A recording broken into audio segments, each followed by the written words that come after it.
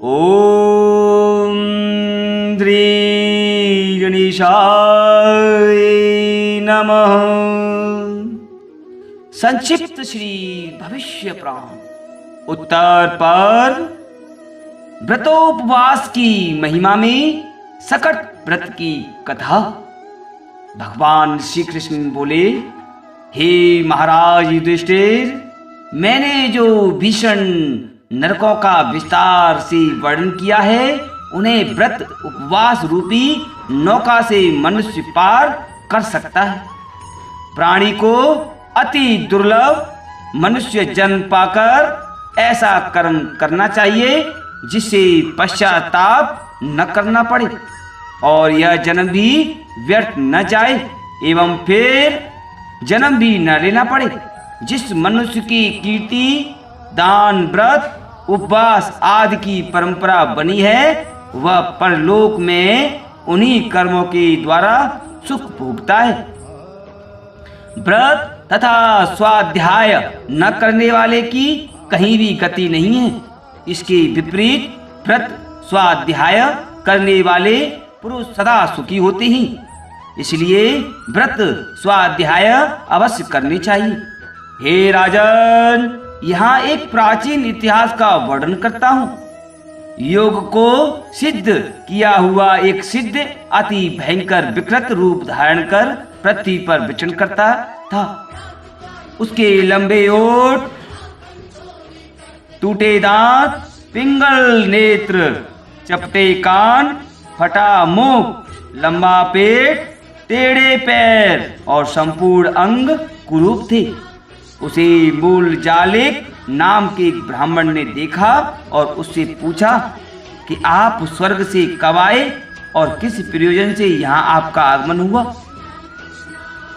क्या आपने देवताओं के चित्त को मोहित करने वाली और स्वर्ग की अलंकार स्वरूपिणी रंभा को देखा है? अब आप स्वर्ग में जाएं तो रंभा से कहें कि अवंतीपुरी का निवासी ब्राह्मण तुम्हारा कुशल पूछता था। ब्राह्मण का वचन सुनकर सिद्ध ने चकित हो पूछा कि हे ब्राह्मण, तुमने मुझे कैसे पहचाना? तब ब्राह्मण ने कहा कि हे महाराज, कुरूप पुरुषों के एक दो अंग विकृत होते हैं, पर आपके सभी अंग टेढ़े और विकृत हैं। इसी से मैंने अनुमान किया कि इतना रूप गुप्त किए कोई स्वर्ग के निवासी सिद्ध ही हैं। ब्राह्मण का वचन सुनते ही वह सिद्ध वहां से अंतर्ध्यान हो गया और कई दिनों के बाद पुनः ब्राह्मण के समीप आया और कहने लगा, हे ब्राह्मण, हम स्वर्ग में गए और इंद्र की सभा में जब नृत्य हो चुका, उसके बाद मैंने एकांत में रम्मा से तुम्हारे संदेश को कहा, परंतु रम्मा ने यह कहा कि मैं उस ब्राह्मण को नहीं जानती। यहाँ तो उसी का नाम जानते हैं जो निर्मल विद्या, पुरुष, दान, तप, यज्ञ अथवा व्रत आदि से युक्त होता है।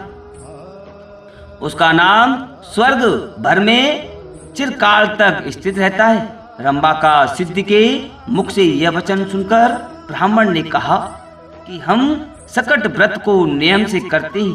आप रंभा से कह दीजिए। यह सुनते ही सिद्ध फिर अंतर्ध्यान हो गया और स्वर्ग में जाकर उसने रंभा से ब्राह्मण का संदेश कहा और जब उसने उसके गुण वर्णन किए तब रंभा प्रसन्न होकर कहने लगी, हे सिद्ध महाकाल, मैं वन के निवासी उस सकट ब्रह्मचारी को जानती हूँ। दर्शन से, संभाषण से, एकत्र निवास से और उपकार करने से मनुष्यों का परस्पर स्नेह होता है, परंतु मुझे उस ब्राह्मण का दर्शन संभाषण आदि कुछ भी नहीं हुआ। केवल नाम श्रवण इतना श्रेय हो गया है। सिद्ध से इतना कहकर रंभा इंद्र के समीप गई और ब्राह्मण के व्रत आदि करने तथा अपने ऊपर अनुरक्त होने का वर्णन किया।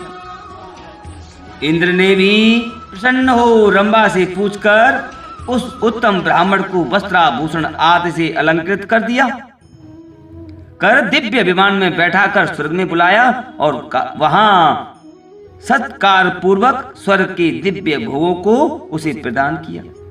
ब्राह्मण चिरकाल तक वहां दिव्य भोग भोगता रहा। यह सकट व्रत का महात्म्य हमने संक्षेप में वर्णन किया है।